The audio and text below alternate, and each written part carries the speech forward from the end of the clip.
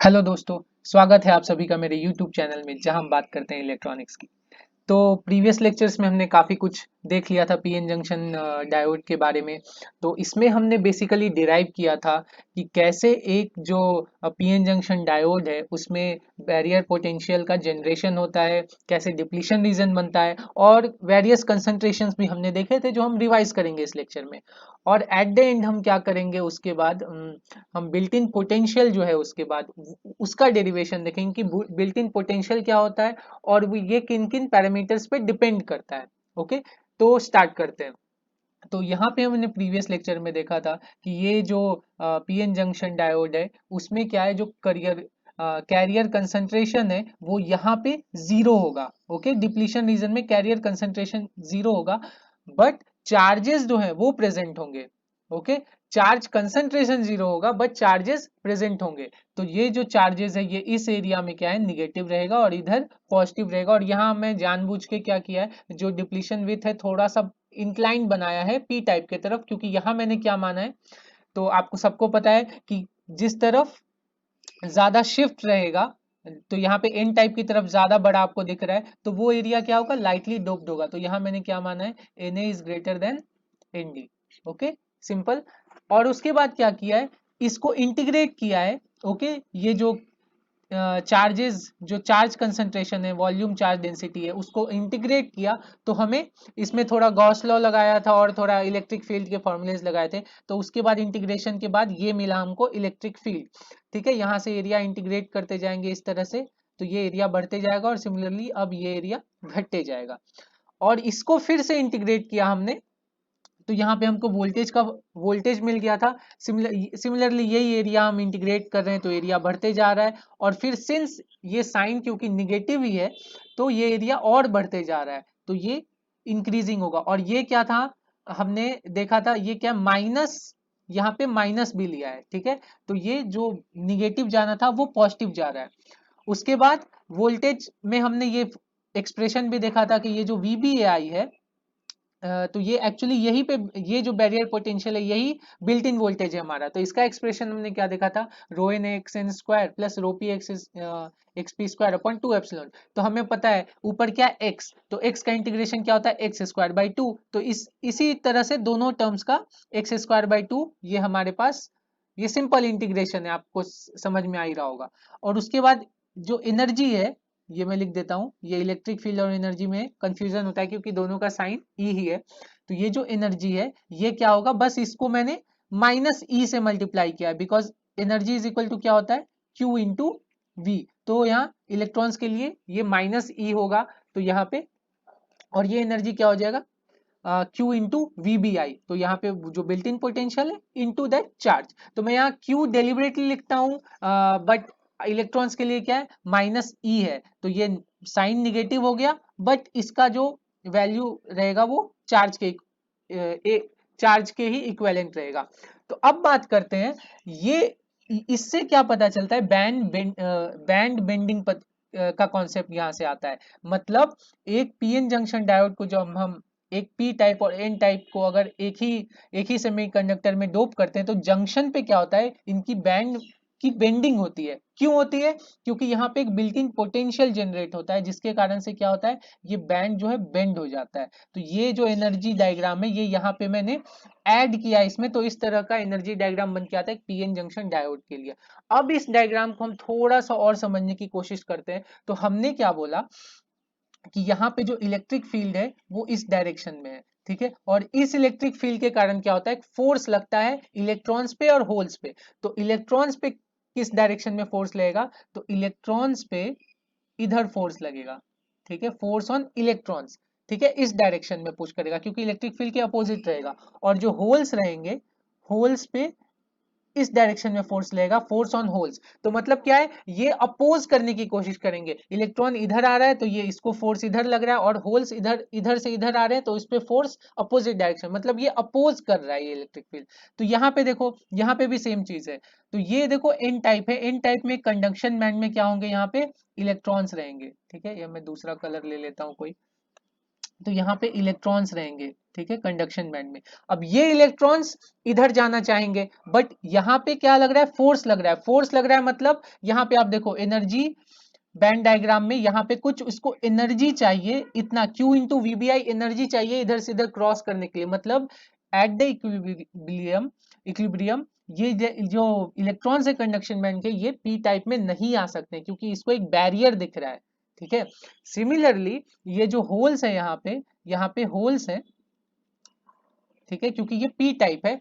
अब ये होल, तो इलेक्ट्रॉन्स के लिए जो स्टेबल स्टेट क्या होता है, जितना लोअर स्टेट रहे ना उतना स्टेबल होता है, ठीक है। हायर स्टेट पे वो अनस्टेबल होता है, मतलब उसको कुछ फोर्स चाहिए हायर स्टेट जाने के लिए। लोअर स्टेट जाने के लिए फोर्स नहीं चाहिए, उसको रास्ता दिखा वो चला जाएगा। सिमिलरली होल्स के लिए क्या होता है, लोअर स्टेट जाने के लिए उसको कुछ फोर्स चाहिए, उसको कुछ एनर्जी चाहिए एक्स्ट्रा। क्यों एनर्जी चाहिए लोअर स्टेट जाने के लिए, क्योंकि होल्स का यहाँ आना मतलब क्या है कि यहाँ पे जो एटम्स होंगे वो क्या करेंगे, यहाँ पे एटम्स हैं सपोज, इसको मैं जीरो से नहीं करता हूं, यहाँ पे सपोज कर लो एटम्स हैं, तो वो क्या होंगे, अपना बॉन्ड ब्रेक करेंगे, ठीक है। बॉन्ड ब्रेक करने के बाद जो इलेक्ट्रॉन्स है वो यहाँ आएगा, तो होल्स यहाँ चलाएगा। मतलब होल्स का मूवमेंट क्या है, इलेक्ट्रॉन्स का ही तो मूवमेंट है, बट उसमें क्या होता है, जो इलेक्ट्रॉन्स है वो बॉन्ड ब्रेक करते हैं अपना और फिर होल्स के पास जाते हैं। तो इलेक्ट्रॉन्स को यहाँ से यहाँ जाने के लिए ये एनर्जी लगेगी, ठीक है। तो विच मीन्स कि होल्स को यहाँ से आने के लिए ये एनर्जी लगेगी, ठीक है। तो होल्स को नीचे आने के लिए एनर्जी लगती है, और जो कंडक्शन बैंड जो फ्री इलेक्ट्रॉन्स है उसको ऊपर जाने के लिए एनर्जी लगती है। तो ये बैंड डायग्राम से आपको क्लियर हो गया कि किस तरह से बैरियर पोटेंशियल्स डिफाइंड है। तो अब ये जो एनर्जी है ये क्या है, Q इंटू वीबीआई, ये हमें चाहिए, ओके। अब ये क्या है, Q इंटू फाई एन।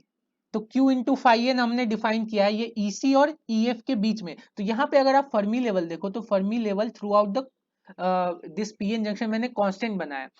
तो ये मैंने कांस्टेंट क्यों बनाया है, आप सोचो। तो ये आपका है पी टाइप यहाँ पे, और यहाँ पे एन टाइप है।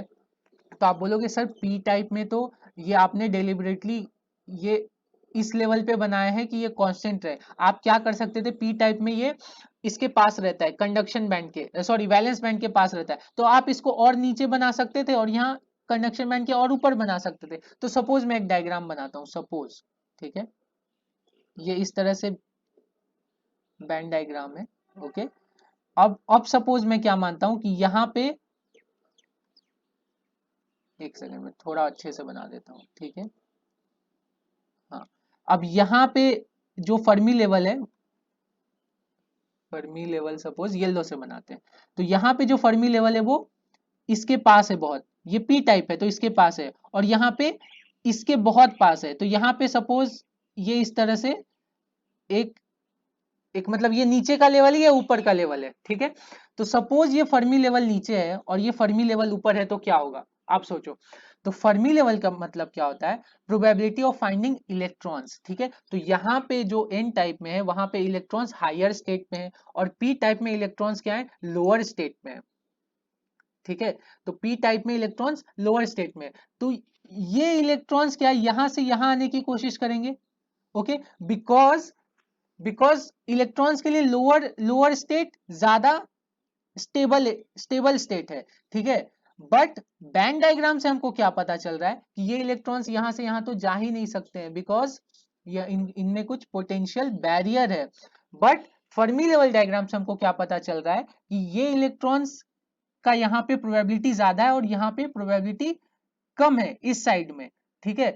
तो उसके कारण से क्या होगा, यहाँ पे ये इधर से इधर मूव करने की कोशिश करेंगे, और ये तब तक मूव करेंगे, अब जैसे ही ये इलेक्ट्रॉन्स यहां से यहां मूव करने की कोशिश करेंगे, इसका फर्मी लेवल क्या होगा, बढ़ेगा, बिकॉज यहाँ पे प्रोबेबिलिटी ऑफ फाइंडिंग इलेक्ट्रॉन्स बढ़ेगी, ठीक है, और यहाँ पे प्रोबेबिलिटी ऑफ फाइंडिंग इलेक्ट्रॉन्स कम होगी।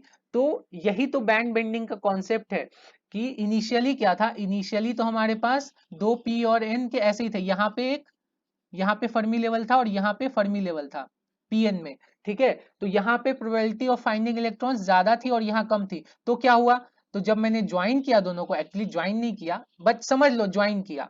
जनरली तो हम क्या करते हैं, सेम सेमीकंडक्टर पे आधा इसको डोप करते हैं और आधा इसको डोप करते हैं, बट सपोज मैंने ज्वाइन किया जैसे ही, तो क्या होगा, यहाँ इलेक्ट्रॉन्स को दिखेगा, अरे यहाँ तो नीचे वाले स्टेट पे बहुत सारी खाली स्थान है, तो ठीक है मैं इसको भरने की कोशिश करता हूँ। तो ये धीरे धीरे इलेक्ट्रॉन्स क्या इधर शिफ्ट होंगे, इलेक्ट्रॉन्स इधर शिफ्ट होंगे तो क्या होगा, ये फर्मी लेवल धीरे धीरे ऊपर जाएगा और ये फर्मी लेवल धीरे धीरे नीचे जाएगा। और इक्विलिब्रियम कब होगा, जब ये फर्मी लेवल सेम पोजीशन पे आ जाएंगे। ठीक है, तो इसीलिए बैंड बेंडिंग का कॉन्सेप्ट आया है, ताकि फर्मी लेवल सेम पोजीशन पे आ जाए इक्विलिब्रियम पे। ओके, होप सो आपको ये कॉन्सेप्ट समझ में आया होगा।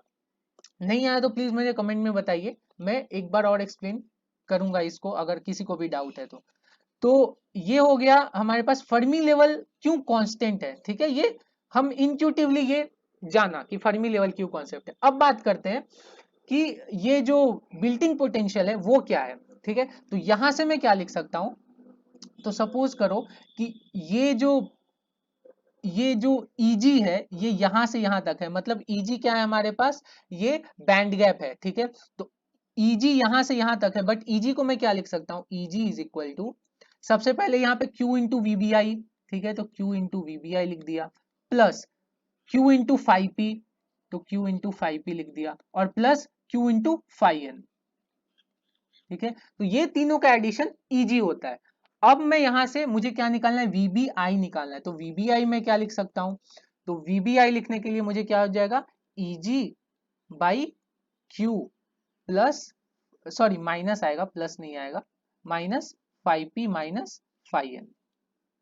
सिंपल है, बस इधर उधर किया है और कुछ नहीं किया, क्यू कॉमन ले लिया है और उसको डिवाइड में डाल दिया है, तो यहां से वीबीआई का ये फॉर्मूला आ गया। अब ये फाइव पी और फाइव एन है क्या, तो फाइव पी और फाइव एन क्या है, ये गैप है। ठीक है, मतलब तो यहां से मुझे क्या पता है, सो ई एफ पी सपोज, मतलब Fermi level in P type, ये क्या होता है, ईसी से थोड़ा ऊपर, कितना ऊपर, के टी एल एन, अब क्या है यहाँ पे एनवी बाई एन ए।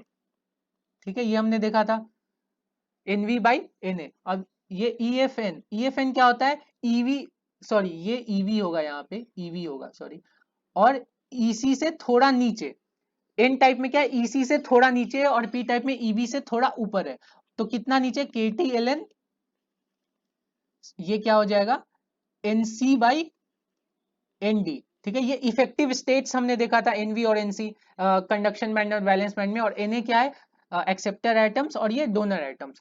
तो अब क्या हो गया, ये क्या, ये जो है, ये जो इतना है, मतलब इसको मैं क्या लिख सकता हूं, E F P upon, so E F P is equal to E V plus some five P. ठीक है, यही तो डिफरेंस है जो हमने ग्राफ में देखा था, और यहां से E F N is equal to E C minus some five N. ठीक है, तो फाइव एन और फाइव पी क्या है, ये एनर्जी लेवल्स है, तो उसको ही अगर क्यू से मल्टीप्लाई कर दूं तो ये क्या हो जाएगा, वोल्टेज में कन्वर्ट हो जाएगा। तो यहां से क्या हो जाएगा, क्यू, सॉरी यहाँ पे क्यू आएगा, क्यू क्यू, क्योंकि ये क्यू इंटू फाइव पी ये हमारा एनर्जी है। ठीक है, ये हमारा एनर्जी है, तो यहाँ पे एनर्जी है, तो यहाँ पे भी एनर्जी ही चाहिए, क्योंकि फाइव पी तो वोल्टेज है ना। तो Q into five P is equal to क्या हो जाता है, K T L N N V by N A. ठीक है, K T L N N V by N A, ये, और तो यहां से फाइव पी क्या लिखूंगा मैं, five P is equal to K T by Q आ जाएगा, L N N V by N A. ठीक है, सिमिलरली यहां से फाइव एन क्या लिख सकता हूं, फाइव एन भी ये माइनस है कुछ इतना टर्म, तो ये जो टर्म है इसको क्यू से डिवाइड कर दूंगा तो वोल्टेज आ जाएगा। तो आप ये ध्यान रखना, क्यू इंटू एफ पी क्या है, एनर्जी है, और एफ पी क्या है, वोल्टेज है, तो वोल्टेज और एनर्जी में क्या रिलेशन है वो तो पता ही है, E is equal to Q into. तो फाइव एन क्या हो जाएगा, K T by Q L N, ये N C upon N D. ठीक है, तो ये आ गया हमारे पास। अब Eg क्या लिखता है, अब देखो ये सारे क्या है, एनसी एनडी के टर्म्स में आ गए हैं, एनसी एनवी एनडी एनए इनके टर्म्स में, बट Eg क्या है हमारे पास, Eg को भी इस टर्म में लिखना पड़ेगा ना, Eg को थोड़ी छोड़ सकते हैं ऐसे। तो Eg को कैसे इस टर्म में लिखेंगे, तो हमारे पास एक फॉर्मूला हमने देखा था थोड़े एक दो लेक्चर पहले देखा था, जब हमने पीएन जंक्शन चालू नहीं किया था, सिर्फ जब सेमीकंडक्टर ही देख रहे थे तब। तो यहां से क्या देखा था, एन आई स्क्वायर। ठीक है, एन आई हमने क्या देखा था, कंडक्शन बैंड के लिए N C E to the power minus E G upon K T, ठीक है, और N V E to the power minus E G upon K T. तो एन आई स्क्वायर क्या हो जाएगा, N C N V E to the power minus E G upon K T, ठीक है, ये हमने देखा हुआ है, ठीक है, तो इसलिए मैं ज्यादा इसको एक्सप्लेन नहीं कर रहा हूं। तो अब यहां से क्या minus E G upon K T क्या लिख सकता हूं मैं, ये L N N I square upon N C N V, ठीक है। अब यहां से मैं ईजी क्या लिख सकता हूं, easy is equal to K T L N, और ये माइनस है तो माइनस के कारण क्या हो जाएगा, ये उल्टा हो जाएगा एल एन वाली चीजें, तो N C N V upon N I square, ठीक है। तो ये ईजी आ गया। अब मैं क्या करता हूं, ये तीनों को जो भी ऐड सब्ट्रैक्ट करना है वो करता हूं। तो अब ये हमने क्या देखा था ऊपर, ईजी इज इक्वल टू, मैं एक्सप्रेशन लिख देता हूं आपके लिए, सॉरी वीबीआई का एक्सप्रेशन था, ईजी का एक्सप्रेशन है, हम वीबीआई निकाल रहे थे। तो V B I is equal to E G by Q, ठीक है, एनर्जी बाई क्यू मतलब वोल्टेज, फिर फाइव पी भी क्या है, voltage, voltage is equal to some voltage minus some voltage minus some voltage. तो आप क्या डिफरेंट टाइप ऑफ सिंबल्स में ना आप ये ध्यान रखने का कोशिश कीजिएगा कि ये है क्या, तो ये वोल्टेज है, ये भी वोल्टेज है और ये भी वोल्टेज है। बहुत बार एक्सप्रेशन डिराइव करते समय हम भूल जाते हैं, हम एनर्जी से वोल्टेज को माइनस कर देते हैं, तो हम ये सब यूनिट्स ध्यान में रखिए, ठीक है, ताकि गलतियां ना हो।